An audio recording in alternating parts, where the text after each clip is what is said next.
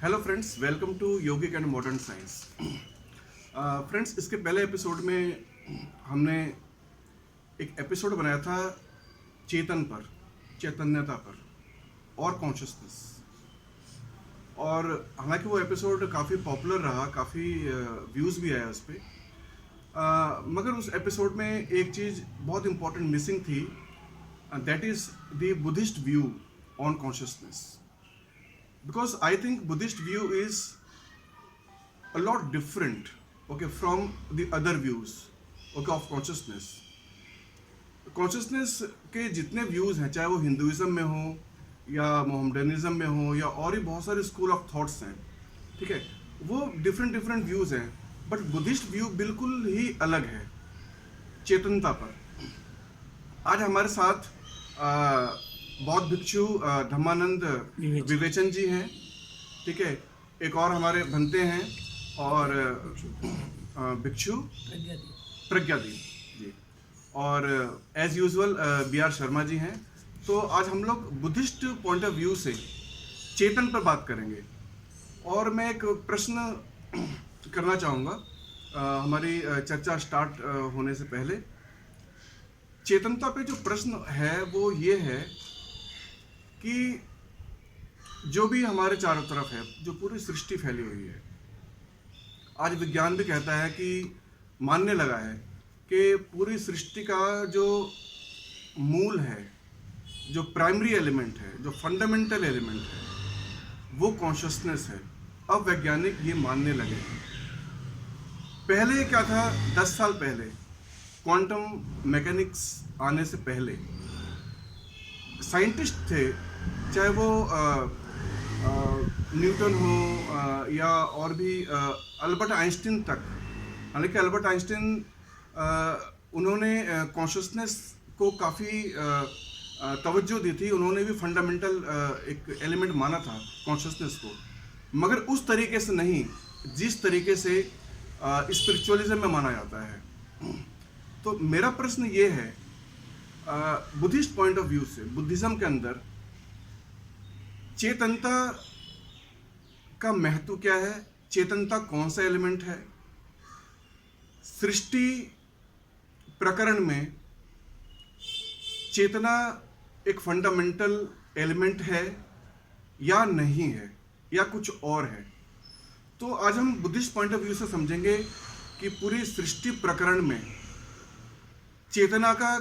चेतना है क्या, चेतना का महत्व क्या है, पूरी सृष्टि सिर्फ वस्तु है या उसके बैकग्राउंड में कॉन्शियसनेस है, या जिसको हम कॉन्शियसनेस समझते हैं वो कॉन्शियसनेस नहीं है या कुछ और है। तो मैं विवेचन जी से ये प्रश्न करना चाहूँगा कि बुद्धिस्ट पॉइंट ऑफ व्यू में कॉन्शियसनेस है क्या, मगर सृष्टि प्रकरण को ध्यान में रखते हुए। विवेचन जी।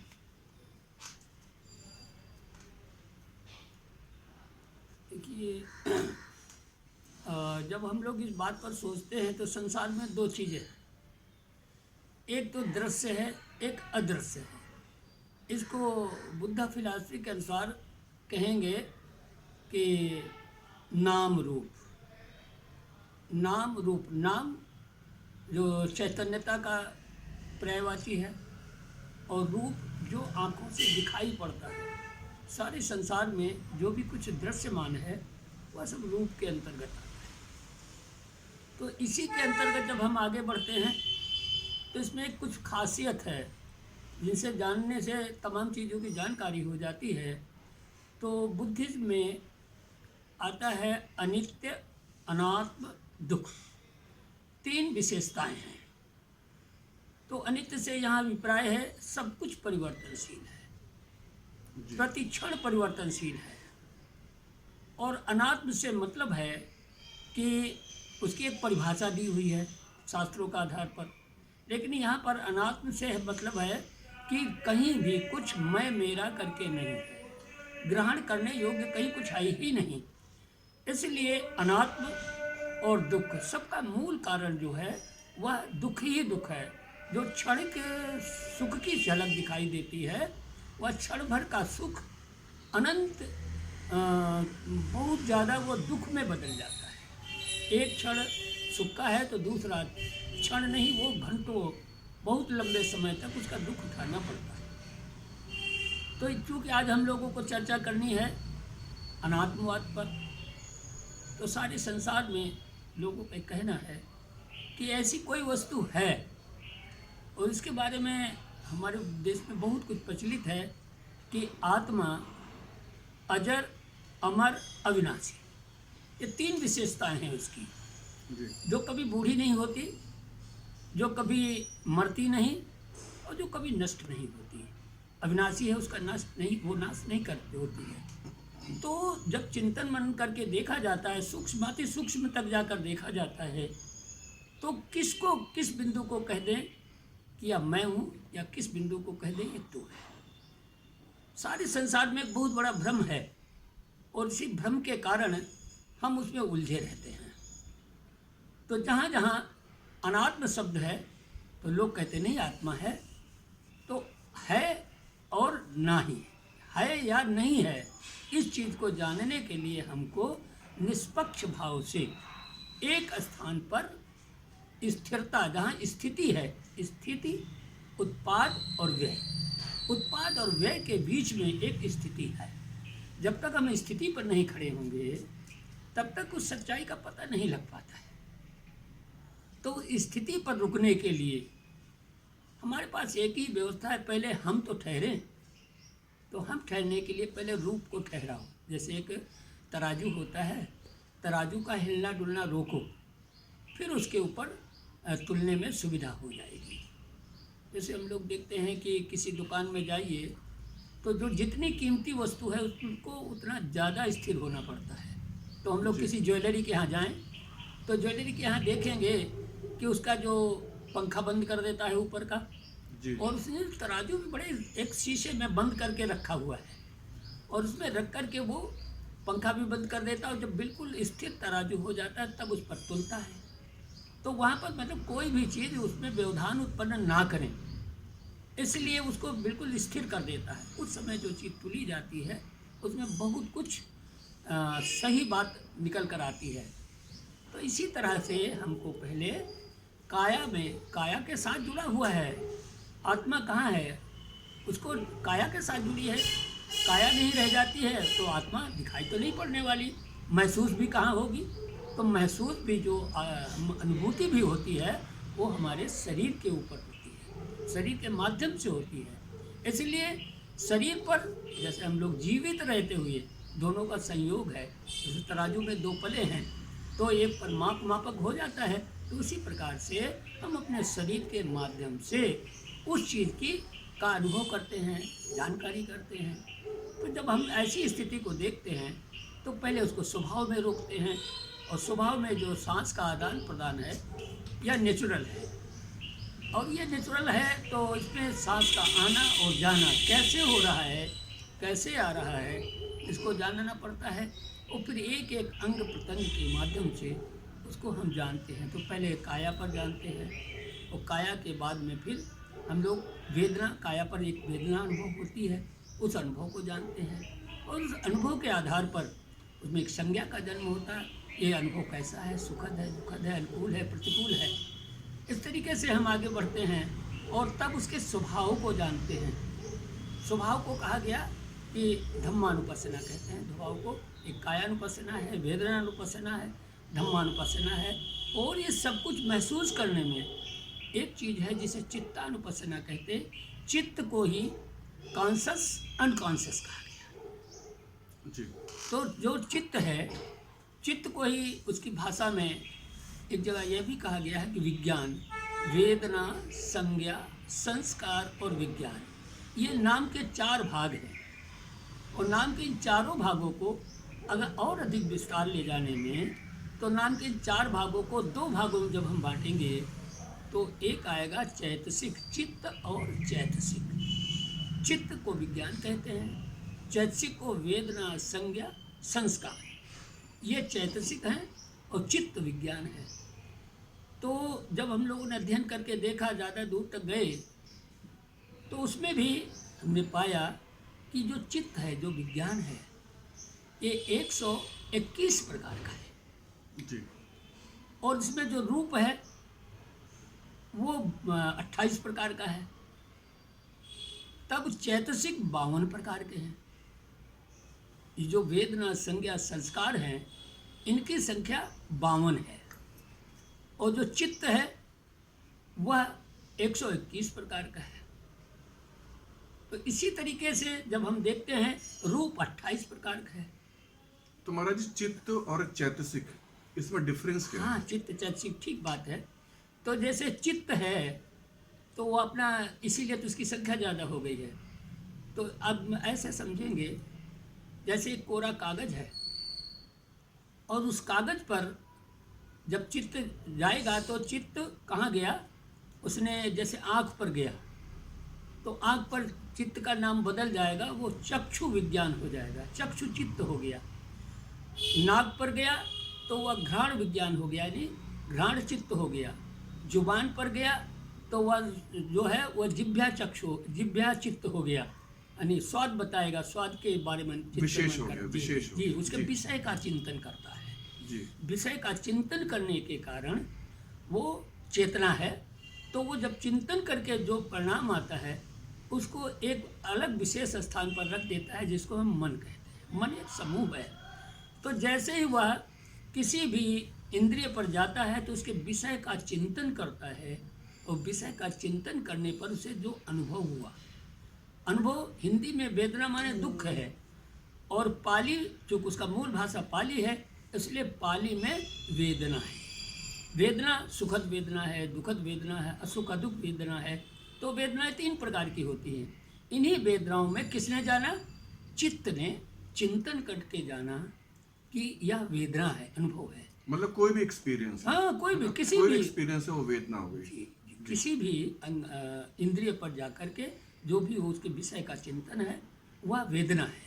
अब वेदना है तो वेदना के बाद दूसरा चैतसिक पैदा हुआ। पहला चैतसिक वेदना है, और दूसरा चैतसिक है, वह दूसरा चैतसिक है उसका संज्ञा। संज्ञा माने भेद, या अनुभव जो है, वेदना है कैसी है, सुखद दुखद, असुख दुख। तो ये भेद पैदा हुआ, ये दूसरा चैतसिक है। भेद जब पैदा हुआ तो जो प्रियकर है उसको पाने की चेष्टा, अधिक देर तक भोगने की इच्छा, और जो दुखकर है उसे हटाने की चेष्टा, अब ना आए इसकी चेष्टा। तो इसको संस्कार कहते हैं। तो वेदना, संज्ञा, संस्कार, ये 3 चैतसिक मूल चैतसिक हैं। इन्हीं का विभाजन होता चला जाता है, तो आगे चल कर के ये चैतसिक 52 प्रकार के हो जाते हैं। इन्हीं के प्रकार से जहाँ जहाँ रूप है, वहीं क्या कहते हैं कि इंद्रियां हैं। तो इसको एक थ्योरी में आया है, वेदना अविद्या पच्य संखारा। हम जो कोई कुछ संसार में महसूस करते हैं, तो इसका कारण है अज्ञानता। अज्ञानता के कारण हम कुछ न कुछ करते हैं। अविद्या पच्य संखारा, संखार माने क्रियाकलाप करते हैं अज्ञानता से। जब क्रियाकलाप करते हैं तो अविद्या पच्य संखारा, संखार पच्य वियान। वियान माने वो चित्त को जन्म होता है। अब जब चित्त का जन्म होता है तो चित्त वेदना पच्य संखारा, संखार पच्य वियान। तो जब क्रियाकलाप करते हैं उसका एक परिणाम आता है, इसको विज्ञान कहते हैं, परिणाम आता है। यह परिणाम ही चित्त है। चित्त के चिंतन का जो परिणाम है, जितनी जितनी इंद्रियों पर हम जो भी चिंतन करते हैं, वो चिंतन सुख के बारे में, दुख के बारे में जो चिंतन करते हैं, वह मन है। तो मन एक झोला है। जैसे हम बाजार जाते हैं और तमाम वस्तुएं खरीद लाते हैं और उसमें झोले में डाल देते हैं। फिर हम घर आए तो उसको हमने सारी चीज़ें अपने अपने काम से अलग रख दी और झोला खाली हो गया। इसी प्रकार से हमको सारी क्रियाकलाप जो है वो मानसिक क्रियाकलाप है। तो मानसिक क्रियाकलाप का मुख्य जो है वह चेतन स्वरूप है। चेतन परिवर्तनशील है, कभी भी वो एक सा नहीं रहता है। तो ये चेतन की प्रक्रिया जो हमने मन रूपी झोले में भर रखी है, तो जब कभी ज़रूरत पड़ती है तो हम वर्तमान में नहीं कर रहते हैं, वर्तमान में हम भूत को खर्च कर देते हैं। अर्थात चित्त ने चिंतन करके जो झोले में मन में भर रखा है, हम उसी से वर्तमान का निर्णय करते हैं। वर्तमान से हम वर्तमान का निर्णय नहीं करते।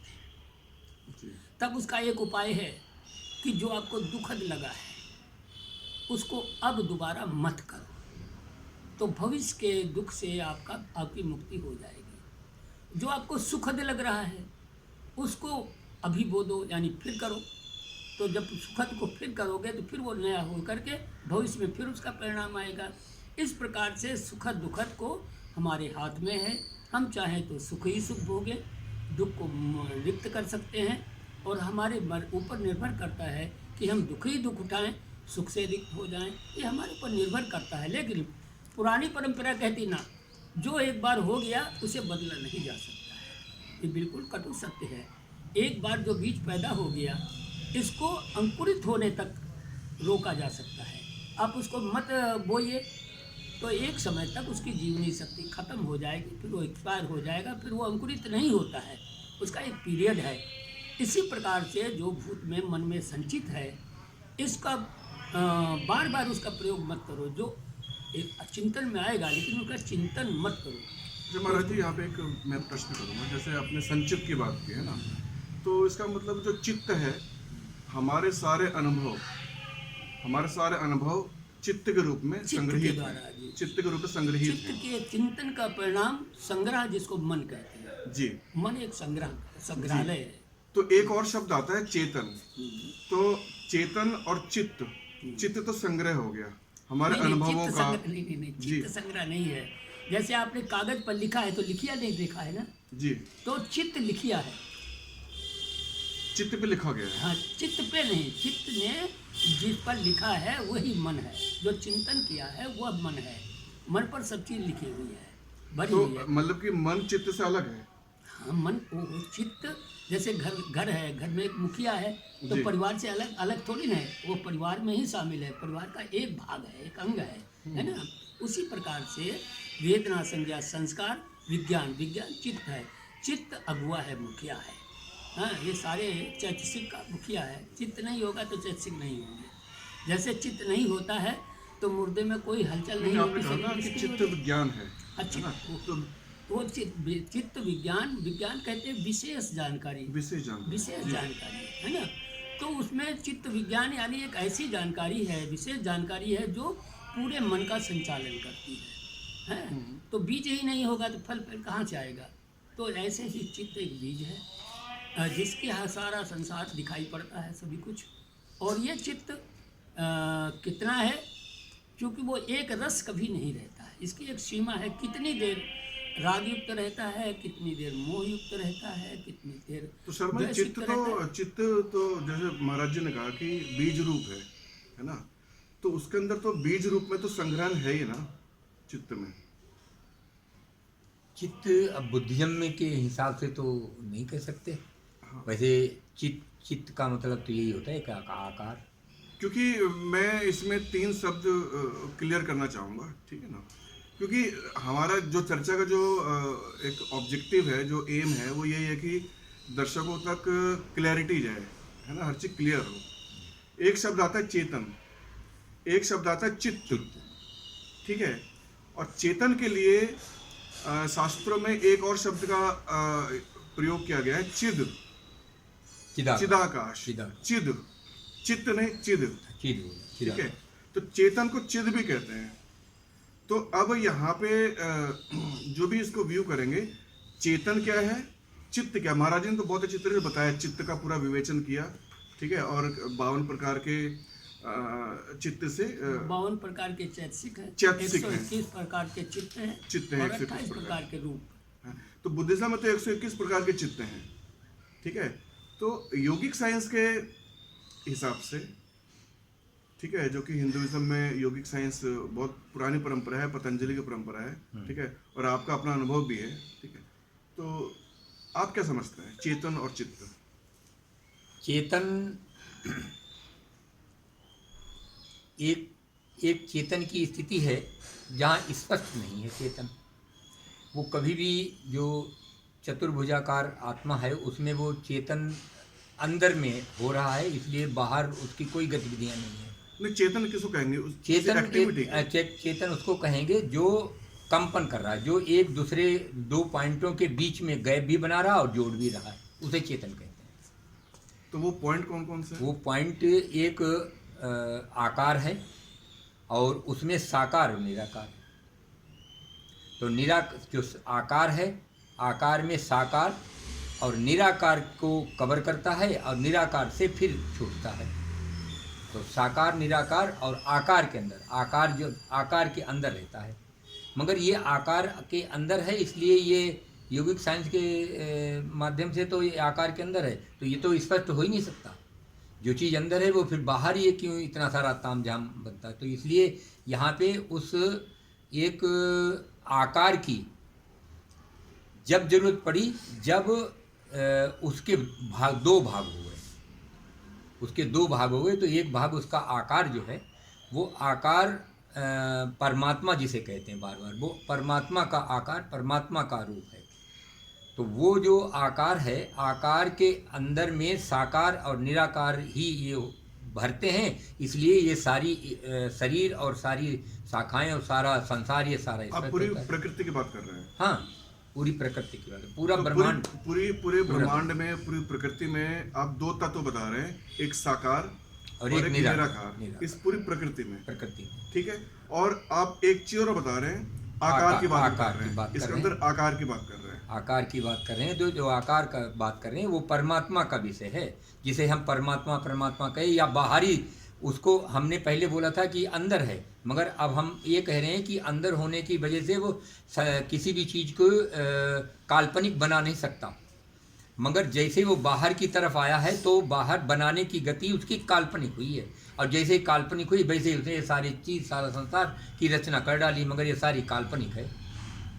तो ये सारी आकार में हुई रचना उसकी, मगर इसमें साकार और निराकार वो एक दो ऐसे तत्व हैं, वो आत्मा में भी स्थित है, मगर ये इसमें जो संसार में स्थित है उसमें भी आकार स्थित है, मगर वो आकार के अंदर में था, ये आकार बाहर रूपी है, ये बाहर रूपी है, इनमें बनते हैं, बिगड़ते हैं, और साकार से निराकार में। जब साकार कोई व्यक्ति, आज हम बैठे हैं, हम आकार से बढ़े तो इतने बड़े हो गए, धीरे धीरे करके बड़े, पता ही नहीं चला, मगर हम जब मरेंगे तेजी से आकार हमारे घटेंगे, तत्काल हमको सांस बंद हो जाएगी, तत्काल हमको शमशान घाट में कराए, तो हम निराकार में प्रवेश हो गए। तो निराकार में प्रवेश होने के भी तरीके हैं, 4 तरीके हैं उसके प्रवेश होने के निराकार में, कि वो निराकार में उस चेतन वाली प्रक्रिया से प्रवेश किया है, जहाँ पे मुक्त कहा गया संतों के माध्यम से, या उसने निराकार में प्रवेश किया है उन 3 पद्धतियों से, जो जहाँ साकार भरा हुआ है, दोबारा उसे पुनः फिर यहीं वापसी होएगी। तो वो उसमें जैसे ही हमने वहाँ पे प्रवेश किया, मृत्यु होने के बाद जैसे ही हमने प्रवेश किया, तो हमारा वहाँ, यहाँ से तो हमारा आकार ख़त्म हुआ है, मगर वहाँ हमारा आकार डेवलप हुआ है, और हमारी इंद्रियां, जो कुछ भी है हमारे आइटम, कोई भी चीज़ का नाश नहीं होता। ये चीज़ तो पहले ही समझ लो, किसी चीज़ का नाश नहीं होता है। कौन सी चीज़ ऊपर आ गई है, कौन सी चीज़ प्रत्यक्ष आ गई है, अप्रत्यक्ष हो गई है, बस 2 ही कारण है। तो ये यौगिक साइंस के माध्यम से 2 ही कारण है कि प्रत्यक्ष क्या हुआ है, अप्रत्यक्ष क्या हुआ। नाश नहीं होता किसी भी इंद्रियों का नाश होता है। कोई आदमी अंधा है और वो आंखों से नहीं देख सकता, तो देख तो रहा है, वो बुद्धि के दिमाग से देख रहा है, मन के हिसाब से देख रहा है, वो अपनी छू करके वो देख रहा है। तो वो देखने की अगर आँखों, कोई ज़रूरी नहीं है कि हर आदमी सांस ले, हर आदमी की आँखें हों, ये कोई बहुत ज़रूरी नहीं है। इस प्राकृतिक में नाना प्रकार की प्राकृतिक है। तो इसलिए आकार की यहाँ पे बात हो रही, चेतन की बात हो रही, जो बाह्य रूपी परमात्मा जो चेतन हुआ है, ये जैसे ही उसने निराकार में, हमने निराकार में उस अंडे रूप में जो एक ही अंडा है, तो उसमें हमने जैसे प्रवेश किया, जीव ने जैसे ही प्रवेश किया, तो जीव की चार प्रवेश होने की 4 पद्धति हैं। तो उस जैसे उसने प्रवेश किया, तो प्रवेश होने से वहाँ पर उसका जीवन शुरू हो गया। तो ये जो जीवन शुरू हुआ है, अभी यहाँ पूर्णतः निकल नहीं पाया, और वहाँ जीवन स्टार्ट हो गया, और वहाँ उसने धारण भी करना, जीवन वहाँ शुरू हो गया। तो निराकार में जीवन शुरू हुआ, निराकार से वहाँ से मृत्यु प्राप्त होगी तो साकार में आ जाएंगे। तो ये तो निराकार साकार में मृत्यु जीवन की रचनाएं हैं। और ये कोई बहुत ज़रूरी नहीं है कि चेतन जिसकी हम बात करें, वो शरीर की चेतन, जब हमारी चेतना या आई कि हमें समझ में आया कि ये संसार है, हमें सुनने इंद्रियोगत ज्ञान हुआ, तो हमें ये सारा संसार दिखाई दिया, हमने पकड़ लिया, तो ये एक चेतन की एक स्थिति है। चेतन की एक वो भी स्थिति है जहाँ बहुत छोटा बच्चा रहता है, चाहे वो गर्भा से जन्म लिया हो, तब उसकी इंद्रियां काम नहीं करती, तब भी तो चेतन है। जब वो गर्भाशय में तब भी चेतन है, जब गर्भाधान हो रहा है तब भी चेतन है, और जब वो निराकार से मृत्यु को होकर के साकार में प्रवेश कर रहा है तब भी वो चेतन है।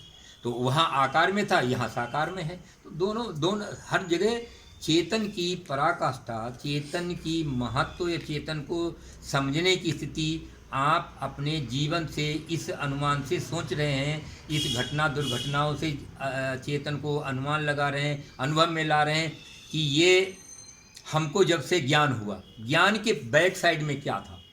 आपको जब वो ज्ञान ही नहीं था तब क्या चेतन नहीं था? मतलब कि यौगिक साइंस के हिसाब से चेतन के अलावा तो कुछ है ही नहीं। हाँ, अचेतन तो कुछ ऐसी चीज है नहीं कि जो अचेतन हो, नहीं, जो अचेतन हो। ऐसी कोई चीज नहीं। अच्छा, इसमें एक चीज और है व्यूअर्स के लिए, एक चीज और है। आपने कहा कि जो एक स्थिति है परमात्मा की, ठीक है, प्रकृति के अंदर जीव आया प्रकृति के अंदर, परमात्मा से प्रकृति के अंदर जीव कैसे आया? वो क्या स्थिति है? परमात्मा से जीव नहीं आया है, परमात्मा से नहीं आया है। जीव तो जब उस आत्मा ने कुछ करने की विचारी, जैसे कोई भी एक चीज़ है, अब वो उसमें किसी तरीके की कोई हलचल तो हो रही है मगर वो कुछ कर नहीं पा रही है, तो करने का विचार करोगे तो क्या करोगे? करने का विचार जैसे ही करोगे तो आप अपने शरीर से बाहर आ जाओगे। हम शरीर से बाहर आ जाते हैं, तो ऐसे ही आत्मा अपने उससे बाहर आई, उसके दो भाग हो गए। एक भाग में जीव और साकार निराकार आ गया, और एक भाग जब आउट ऑफ, अभी तो उसमें किसी तरीके की हलचल ही नहीं है। जब हलचल नहीं है तो उसको दूसरी स्थिति बनानी पड़ेगी, इसमें हलचल तो पैदा करो। तब उसने अपना बाहरी रूप उसके ऊपर धारण करके, और जिसको बार बार जो चेतन यहाँ स्पष्ट हो रही है उसे बोलते हैं परमात्मा। वो ब्रह्मांड के बाहर की स्थिति है, अंडे के बाहर की स्थिति है, हमारे शरीर के अंदर की स्थिति नहीं, हमारे शरीर के बाहर की स्थिति है। अब तो इस बीच में शर्मा जी, जो सारी एक्टिविटी हैं चेतना की, चाहे वो जीव रूप से हो, साकार में हो, निराकार में हो, ठीक है, कोई मरता है, फिर सारी चेतना की अलग अलग स्थितियां हैं। हाँ, चेतन है, सारा चेतन है। हाँ, सारा चेतन है। तो फिर ये जो चित्त शब्द आता है, चित्त शब्द का मतलब हो गया वो संग्रहण। हाँ, चित्त शब्द, अगर चित्त शब्द आता है तो जो चेतन है, चेतन जब काल्पनिक में आया है, बनाया उसने कुछ नहीं, मगर ये बहुत कुछ बना हुआ दिखाई दे रहा है। तो इसमें उसके अपने अपने इंद्रियां हैं। इसको काल्पनिक को चलाने के लिए और काल्पनिक को नियंत्रण करने के लिए और काल्पनिक से फंसने के लिए और काल्पनिक से उभरने के लिए, ये सारी चेतना की स्थिति है, ये काल्पनिक स्थिति है।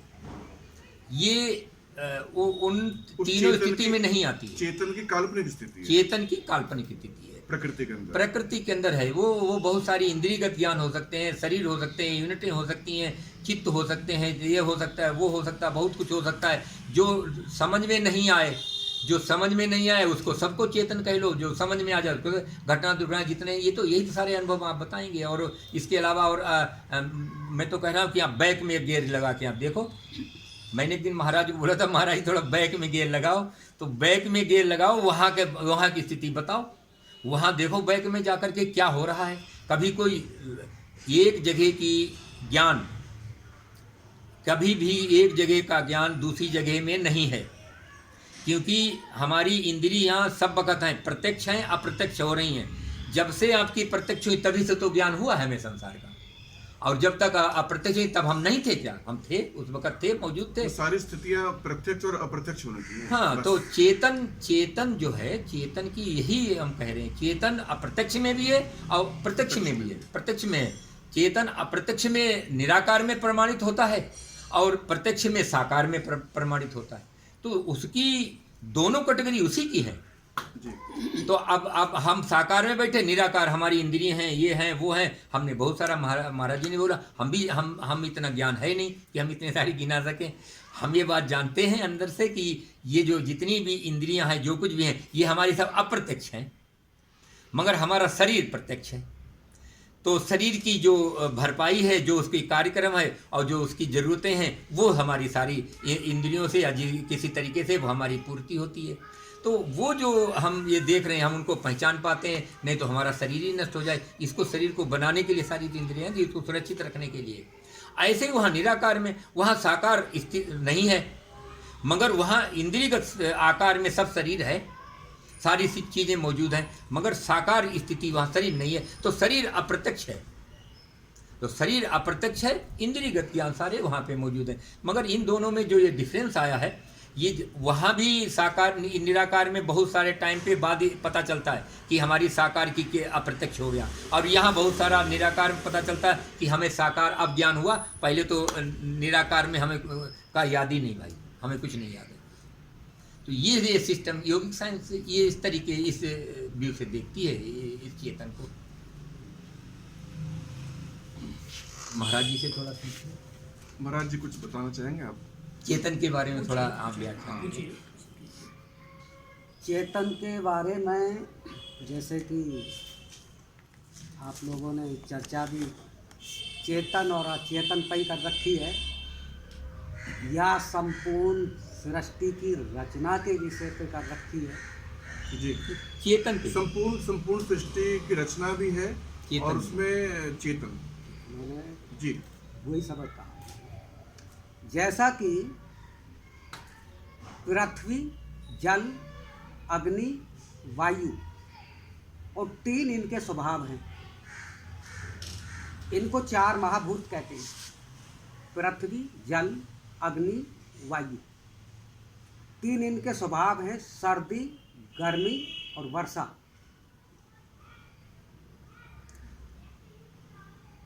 इन 4 महाभूतों से संपूर्ण सृष्टि की उत्पत्ति हुई है।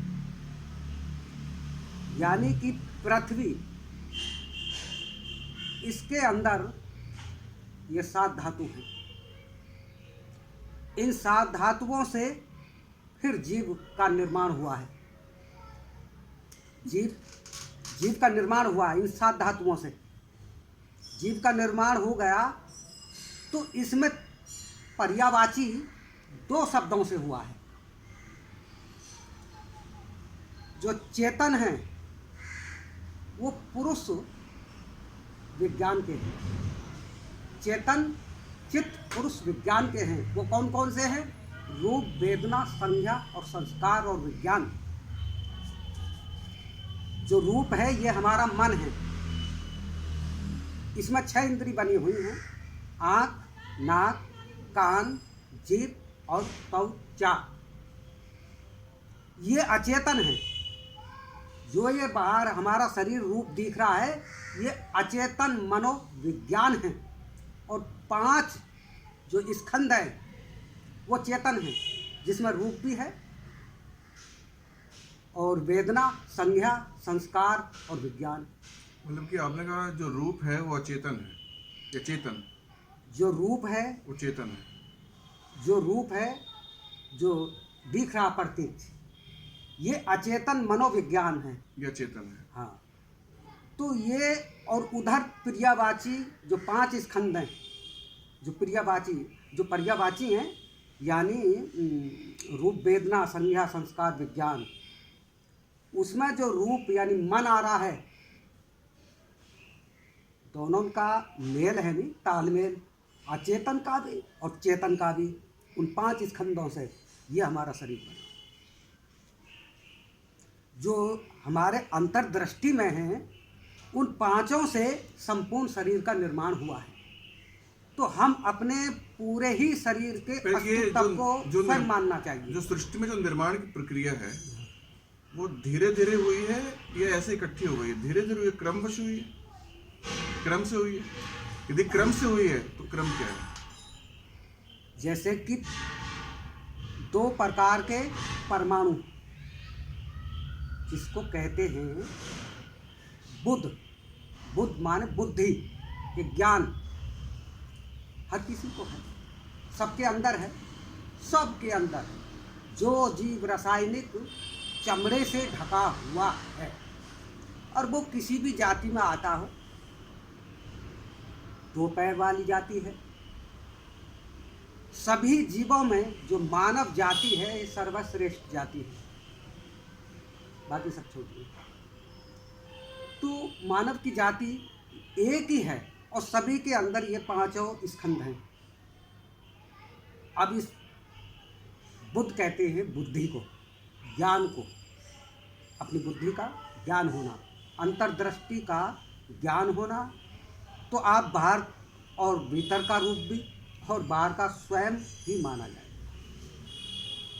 स्वयं ही अपने कर्मों की आसक्ति के कारण पैदा होना, नहीं, ये यानी तो पुनर्जन्म लेना। अध्यात्म तो ये भी कहा जाता है कि जो बुद्धिगत ज्ञान जी। है, बुद्धिगत ज्ञान है, जी उससे आत्मज्ञान नहीं होता, स्वभाव का ज्ञान नहीं होता, ये भी तो कहा गया है। आप कह रहे हैं जो बुद्धि का ज्ञान है, बुद्धि में जो भी ज्ञान है वही ज्ञान है, उसी को बुद्ध बोलते हैं। स्वयं स्वयं प्रत्येक बाहर का भी आचरण पे मतलब लाना जो और बुद्धि- स्वयं अपना अपने को भी जानना, इस शरीर को। बुद्धि उसी को कहते हैं, ज्ञान उसी को कहते हैं। मतलब कि ये तो बुद्ध शरीर माने को जानना हो गया ना। हाँ, हाँ। शरीर को जानना, स्वयं मन को को जानना। जानना, स्वयं, स्वयं को जान सकते हैं बुद्धि से। हाँ बिल्कुल। महाराज जी महाराज जी बताइए। देखिए विषयांतर हो जाएगा। हमारा विषय मात्र चैतन्य, चेतन चेतन बिल्कुल मूल विषय। तो उसमें जब हम लोग बातचीत करते हैं तो एक पर्यायवाची आता है गॉड, भगवान का, आत्मा, परमात्मा। परमात्मा का पर्यायवाची है गॉड, अंग्रेजी में है, ठीक है। तो गॉड में 3 शब्द हैं, GOD, गॉड। तो G से जनरेटर, जनरेट, O से ओरिएट और D से डिस्ट्रॉय। ये प्रकृति का विधान है कि इसमें कोई भी चीज़ उत्पन्न होती है और उत्पन्न होकर संग्रह होती है और संग्रह होकर बिखर जाती है। इन 3 क्रियाओं से सारा कुछ दृश्य अदृश्य सब कुछ चल रहा है। तो अब इसी को इसमें एक प्रमुख है, जैसे बात चली है आत्मा, जी। है ना। तो आत्मा को हिंदी में आत्मा कहे, लेकिन इसको जरा थोड़ी दूसरी भाषा में ले जाएं तो इससे पहले एक और शब्द चला है आत्मा के आसपास, एटम। जी एटम, जी, हाँ है ना। एटम तो अब एटम को अगर लिखो हिंदी में और आत्मा को लिखो हिंदी में, तो आत्मा और एटम दोनों एक ही चीज़ है। केवल डंडा लगा दिया, आत्मा में डंडा लगा दिया तो आत्मा हो गया। अत से आत्म से आत्मा बना है, और एटम में भी आत्म है, हिंदी में लिखो तो आत्म हो जाएगा। मगर अर्थ तो बिल्कुल भिन्न है। ओहो, तो भाषा के आधार पर हम जी। लगा रहे हैं, लेकिन वास्तव में तो कहीं भिन्नता नहीं आएगी। आप देखिए गौर करके, है ना, गौर करेंगे, देखिए अभी चलते हैं। तो जो एटम है, एटम माने अणु, जी है ना। एक जमाना था जब एटम का कोई टुकड़ा ही नहीं है, हाँ, जमाना था। हाँ। और उसी समय ये वेद शास्त्री लोग भी चिल्ला रहे थे आत्मा का कोई टुकड़ा नहीं है, आत्मा अजर है, अमर है, अकाट्य है, उसको काटा छेदा जलाया नहीं जा सकता है। तो दोनों एक ही जगह तो खड़े थे, हाँ, उस हिसाब से बिल्कुल सही। अणुवादी और जी, जी। आत्मवादी दोनों एक ही जगह खड़े थे। आत्मवादी आज भी वहीं पर खड़े हैं, ये उससे आगे टचमस नहीं हुए हैं। लेकिन एटमवादी जो हैं वे अणु को तोड़ा तो परमाणु बना दिया, पर तो उनका और जिज्ञासा बढ़ी। तो जब जिज्ञासा बढ़ी तो परमाणु बनाया, परमाणु को भी तोड़ा तो इलेक्ट्रॉन, प्रोटॉन, न्यूट्रॉन, मेसन, जी तो टुकड़े पर टुकड़े होते चले जा रहे हैं। तो इस व्यवस्था को बुद्ध ने स्वयं, इस जो अकाट्य है, इसको उन्होंने करोड़ 100,000 टुकड़ों में बांटा। विज्ञान जहाँ जहाँ जा रही है तो वो बुद्ध का सबूत विज्ञान देती है, वरना बुद्ध के बारे में कुछ नहीं है। जहाँ जहाँ विज्ञान पहुँचती है तो वहाँ बुद्ध कहते हैं ये प्रमाणित है, ये वैज्ञानिक सा धर्म है, ऐसा कहते हैं। तो उन्होंने करोड़ 100,000 चक्र उसमें बांट दिया भागों में। तो अब इस आज का जो वैज्ञानिक है इसने भी वही स्थिति को पहुँचा, इसने भी शुद्धिकरण में ले जाकर एक छल्ला बनाया और उस छल्ले से उसमें एकदम शुद्ध, अति शुद्ध निकाला, और उस शुद्ध को निकाल करके उसने कहा तो जो अति शुद्ध निकला है उसमें भी परिवर्तन कितना है, तो वो कहता है कि 2 लिखो और 2 के आगे 22 बिंदी लगाओ, जी तो जो संख्या बनेगी वह इसकी रफ्तार है। इतना शुद्धिकरण का तेज मतलब सर्किट है कि वो इतनी तेजी से घूम रहा है जिसके कारण पता नहीं लगता इन सब चीज़ों का। तो इसी में एटम के अंदर जब इलेक्ट्रॉन, प्रोटॉन, न्यूट्रॉन और मेसन, इनके अंदर जो क्या है कि न्यूट्रल है, न्यूट्रॉन जो है न्यूट्रॉन। ना, जैसे गाड़ी को आगे पीछे करने का काम कौन करता है? Neutral gear. उसको न्यूट्रल कर दो तो ना आगे जाएगी ना पीछे जाएगी। तो ये जो न्यूट्रॉन है यही उसको मेंसान के पास में जा कर के आगे पीछे करता रहता है। सक्रिय करने का, क्रियाशील करने का काम जो है वो मेंसान के ऊपर जाता है। मेंसान एकदम बीच में है। तो न्यूट्रॉन जो है उसी को इधर हो गया तो सक्रिय हो गया, उधर हो गया तो न्यूट्रल हो गया, खड़ा हो गया। तो इसी प्रकार से ये चार स्थितियाँ उसकी हैं, इलेक्ट्रॉन, प्रोटॉन, न्यूट्रॉन और मेसान की। अब इनको हम लोग आम आदमी तो इतना आगे नहीं जा सकता। अब विज्ञान जो कह रही क्या हम आप वो सब कर लेंगे, लेकिन हम आप उसको साक्षी मान करके, उसको गवाह मान करके हम लोग आगे बढ़ते हैं, क्योंकि हम लोग तो केवल चर्चा कर रहे हैं। अब तो विज्ञान में जो सबसे छोटा पार्टिकल है वो गॉड पार्टिकल है, गॉड और भी छोटा कर दिया आउट छोटा कर। है ना। न्यूट्रॉन वगैरह भी ये क्वार्क्स से बने हैं, क्वार्क्स। हम्म, और क्वार्क से भी जो सबसे छोटा है उसको बोला है उन्होंने गॉड पार्टिकल। तो अब जैसे गॉड पार्टिकल कह दिया तो फिर ये पीछे का उसको पर्यायवाची हो गया, गॉड का ये गॉड पर्यायवाची हाँ, हो गया। वो इसलिए कह दिया कि वो ऐसा पार्टिकल है कि वहीं से जो निर्माण की प्रक्रिया है ना उसी पार्टिकल से स्टार्ट होती है। वो पार्टिकल सहयोग करता है निर्माण करने में, किसी भी तरीके का किसी चीज में मास पैदा करने के लिए, वेट पैदा तो करने के लिए। उस न्यूट्रलिटी पर चले जाएं तो आपकी सारी क्रियाएं रुक जाएंगी। इस स्थिति को कहेंगे मोक्ष, निर्माण। हाँ, निर्वाण यही हो गया जब वो क्रिया में आता ही नहीं तो सारा कुछ ठहर गया। लेकिन इसमें भी किसको मैं कह दूं, किसको तू कह दूं, गीता में यही बात आई है। गीता कोई साधारण पुस्तक नहीं है। उसमें ये बात आई है कि भाई अर्जुन तू, हम जब देखते हैं अपने अंदर देखेंगे तो दो ही बातें पाते हैं, और वो दो बातें क्या है? जिस दिन मैं का बोध हो गया उसी दिन तू का बोध हो जाएगा। तो जब हमने आत्मदृष्टि उत्पन्न की तो हमने इसको छोटे से छोटे पार्ट तक जाकर देख लिया, वहाँ पर कहीं इतनी तेजी से यह परिवर्तन है। तो इस परिवर्तन में किसको मैं कह दूँ, किसको तू कह दूँ? तो महाराज जी इसका मतलब ये हो गया कि आत्मज्ञान का मतलब या खुद के स्वयं ज्ञान की का, जानकारी, स्वयं के ज्ञान जानकारी। का मतलब ये हो गया आपके अनुसार, बुद्धिज्म के अनुसार, द स्टेट ऑफ न्यूट्रलिटी। हाँ, एकदम द से स्टेट ऑफ न्यूट्रलिटी। न्यूट्रलिटी पर चले जाएं तो सारा व्यवस्था खत्म। सर बस। हाँ, सब कुछ बवाल खत्म अच्छा, हो एक गया। प्रश्न और, जी। अंतिम प्रश्न लेंगे। जैसे कि योगिक साइंस में शर्मा जी ने बोला कि पूरे ब्रह्मांड में अचेतन जैसी कोई चीज है नहीं, चेतना की अलग अलग स्थितियां हैं, ठीक है, चेतन हर जगह मौजूद है। इस पे बुद्धिज्म क्या कहता है? देखिए, जब हर जगह मौजूद होगा तभी तो कुछ पता चलेगा, है ना। तो जैसे अभी शर्मा जी ने कहा योगिक साइंस है, योगिक से अभिप्राय है जोड़ तोड़। योग से हाँ, जोड़ तोड़, हाँ, कुछ डालना निकालना, ये सारी योगिक क्रियाएं हैं। और साइंस कहते हैं विज्ञान को विशेष जानकारी, जोड़ तोड़ की विशेष जानकारी को हम योगिक साइंस कहेंगे। और ये कैसे पता लगे? जब हम उसमें जाएंगे, उसका अनुभव करेंगे, उसमें हर चीज़ को समझेंगे। तो इसी तरीके से मूल रूप में आता है नाम और रूप, है ना। स्थूल अति स्थूल जैसा ले जाएंगे तो वहाँ नाम रूप है, और इसी का सूक्ष्मीकरण होता चला जाता है। तो उसी सूक्ष्मीकरण में अभी एक बात और बीच में आई थी कि वह जीवन कब नहीं था। जैसे एक योनि से दूसरे योनि में जो प्रवाहित होता है तो उसको जो मटेरियल यानी ठोस और दृश्य अदृश्य जब मुलाकात होती है तो अभी आप थोड़ी भाषा में समझें, जब ये सीमेन सबसे छोटा भाग है, जी जी हाँ, स्थूल में, जी, और ये जब जाकर रज से टकराता है तो दोनों, तो जैसे कोई भी बीज हो कहीं भी पड़ा रहने दो, कुछ नहीं कर सकता है। लेकिन जैसे ही भूमि से टकराएगा तो भूमि के आसपास रहने वाले लोग मिलेंगे, इसको कौन मिलेगा? भूमि से गर्मी मिलेगी, गर्मी के साथ वायु मिलेगी, जल मिलेगा, तो उसकी क्रिया विकसित होना शुरू हो गई, फर्टिलाइज होना शुरू हो जाता है। जो अदृश्य जैसा था, इन नंगी आंखों से नहीं देख सकते थे, तो उसको देखते हैं कि नंगी आंखें क्या, आंखें बंद कर लो तो भी टटोल कर समझ सकते हो ये क्या है। लेकिन उस समय तो हम कैसे भी नहीं जान सकते थे, केवल यंत्रों के माध्यम से जाना गया। तो ये फर्टिलाइज होकर के इतना विस्तार हो गया, है ना।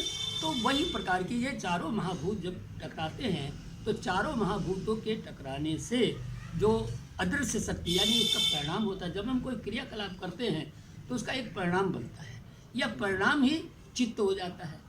अब ये चित्त जो है एक कलम और कागज़ की तरह है।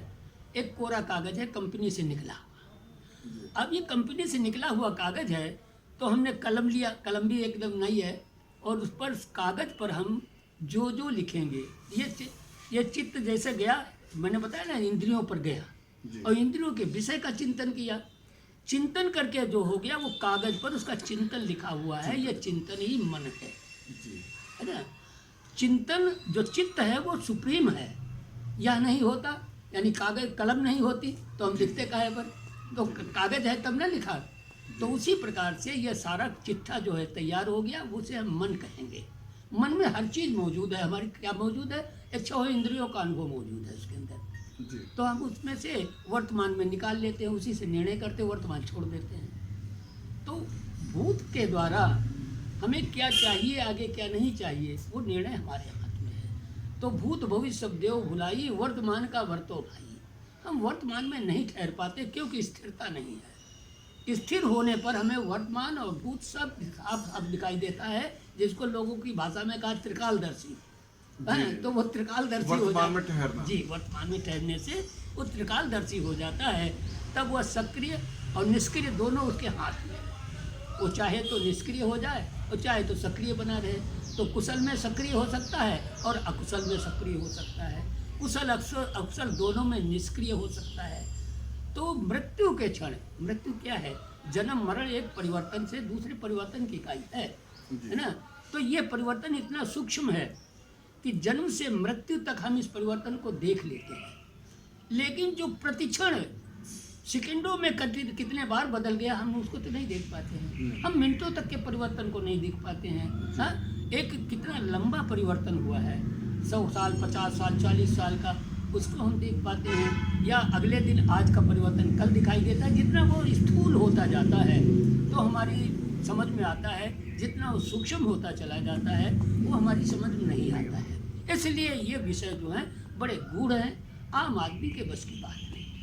वही जैसा शर्मा जी ने बोला था कि ये प्रत्यक्ष और अप्रत्यक्ष की जी बात जी है। जी। तो ठीक है, आज- प्रत्यक्ष अप्रत्यक्ष को क्या, जो प्रत्यक्ष है आँख से जो दिखाई देता है उसको प्रत्यक्ष प्रत्यक्ष कहेंगे, जो इंद्रियगत है। हाँ, जो जी। इंद्रियगत नहीं दिखाई पड़ता जी। उसको अप्रत्यक्ष अदृश्य कह देते हैं। जी। फिर भी इनमें एक ही नहीं है, हमारी जितनी भी इंद्रियां हैं उन सबकी गवाही है। जी। हाँ, पंची पंचा की जय काजा, हारे जीते न आवे लाजा। तो एक आँख नहीं है तो क्या हुआ, हम उसको गंध से जानते हैं। हाँ, उसको चक्कर देखते हैं, उसको छूकर देखते हैं। हाँ, तो कई चीज़ों से जो गवाही मिलती है, कई गवाही मिलती है, तब हम उसको स्वीकार करते दोनों हैं। आँखों का पर्दा हाँ, एक ही है। तो इस प्रकार से सूक्ष्म अति सूक्ष्म स्थूल अति स्थूल जाने के लिए हमें चैतन्य की जो बात है, तो कॉन्शस अनकॉन्शस है ना। तो एक बाह्य दर्शन है, एक अंतर दर्शन है। अगर मानसिक धारा आपके पास न हो, जैसे मुर्दा है उसमें मानसिक धारा तो नहीं रही, जी। तब क्या परिवर्तन रुक गया है उसका? नहीं रुका। परिवर्तन स्वभाव से जारी है। चल रहा। हाँ, केवल वो दूसरा जो सहयोगी था वो नहीं रहा। इंजन स्टार्ट कर दो, नहीं ड्राइवर है तो क्या वो चलना बंद कर देगा? वो जब तक यहाँ के उसको लिए ऊर्जा प्रत्यक्ष हो मिलेगी। गया, कहीं और प्रत्यक्ष हो गया वो। जैसे जी। ऊर्जा मिलती रहेगी तब तक वो चालू रहेगा। जी। हैं? तो इसी तरीके से इन सब का मूल कारण है, जी। हम क्या कहते हैं, सक्रिय और निष्क्रिय क्यों होते हैं, तो आगे क्यों जा रहे हैं, पीछे क्यों जा रहे हैं, उसका कारण। वो कारण क्या है? इच्छा। अगर इच्छा नहीं होगी तो हम कुछ नहीं करेंगे। तो जब परिवर्तन हो रहा है, आप केवल संध्या काल में ही परिवर्तन कर सकते हैं। संध्या जी, क्या होती संध्या है? काल। संध्या क्या होती है? बीच का संध्या नहीं, संध्या होती है, समय में संध्या हैं। समय एक में प्रातः संध्या। की है, जी। एक सायं की है, सायं की। एक दोपहर की है, एक अर्धरात्रि एक की है। अर्धरात्रि की। तो संध्या उसको कहते हैं जहाँ एक समय जा रहा है, दूसरा समय आ रहा है। तो जैसे अपना चार्ज हम किसी को दे रहे हैं, है ना, जी। और वो चार्ज ले रहा है। तो यह समय काल यही परिवर्तन का समय। Point of transition. जी जी, इस समय पर हम जैसा चाहें वैसा कर सकते हैं। इसीलिए लोगों ने कहा जहाँ आशा तहाँ बासा। मृत्यु के अंतिम क्षण में जो तुम्हारी इच्छा होगी, उस इच्छा की पूर्ति के लिए आपको वही शरीर धारण करना पड़ेगा। लेकिन कब धारण करना पड़ेगा? अगर आप सबल हैं। अगर आप होश में मर रहे हैं तो जहाँ चाहेंगे वो चीज़ ले सकेंगे। अगर आप होश में ही नहीं हैं तो उचित अनुचित का आप निर्णय नहीं कर सकते हैं। आपके पूर्व में किए गए कमाई खर्चा पाप पुण्य वही अगली रास्ता को तय करने वाले होते हैं। लेकिन आप नहीं कुछ करना। कंट्रोल प्रकृति के हाथ में आ जाए। जी जी, नेचुरल हो गया ना। जी। और उस नेचर को, जैसे गर्मी हो रही है तो हमने सर्दी की व्यवस्था कर ली, ठंडा हो गए, नेचर अपना करता रहे। तो उसी प्रकार से जब आप होश में हैं तभी आप कुछ कर सकते हैं। तो जब शरीर और मन की प्रक्रिया में आप उस संधि काल में चले जाएंगे तो आपके हाथ में है वो सब कुछ, जैसा चाहे वैसा कर सकते हैं। लेकिन ये छूट गया तो इसी बात को तुझने कहा कर्म किए जा, जी जी फल की इच्छा मत कर तू इंसान। ए भाई, कोई समझदार आदमी क्यों कर्म करेगा? पहले वो फल को देखता है, फिर उसके अनुसार काम करेगा। हाँ, लेकिन मूर्ख तो किए चला जाएगा स्वभाव से। हाँ, देखा दुखी जो हो रहा है। तो यही समझदार और मूर्ख में इतना ही अंतर है, ज्ञान अज्ञान में यही बात है। ठीक है महाराज जी, बहुत अच्छी चर्चा रही आज की। अच्छी बात है। काफी अच्छा निवारण हुआ। बस ओके, अंतर इतना ही है कि जो चेतन घोषणा करता है और अचेतन ये शरीर इससे निकला। महाराज जी अचेतन तो कुछ है ही नहीं, कम चेतन हो सकता है, नहीं, अप्रत्यक्ष मतलब अप्रत्यक्ष हो सकता है। नहीं, हाँ हाँ, नहीं, दो नहीं हमारी समझ में आ रहा है। वो अप्रत्यक्ष। जी जी जी अचेतन। ओके ओके फ्रेंड्स, अब इसको रैप अप करते हैं इस चर्चा को।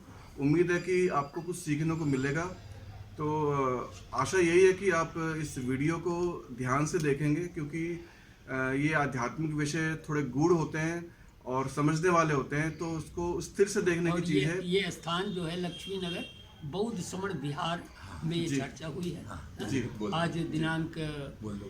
24 जनवरी 2021 के सायं 3 बजे 4 बजे की एक किस्सा है। जी, और ऐसे चर्चाएं हम करते रहेंगे, और भी बहुत सारे विषय हैं आध्यात्मिक विषय।